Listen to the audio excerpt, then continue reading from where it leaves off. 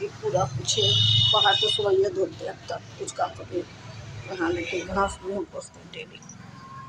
देखिए पूरा कुछ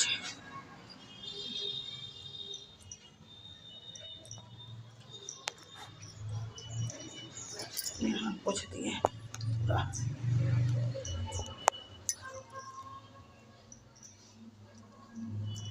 इसका रूम जो देखते हैं बेड में उसको सही करके बढ़िया से सेट करके यहाँ पोछा मारेंगे। अभी देखिए ये सब बक्सा उक्सा है, इसको थोड़ा सेट उठ करेंगे कपड़ा वपड़ा, फिर यहाँ पोछा मार के थोड़ा कपड़ा देखिए सीढ़ी पर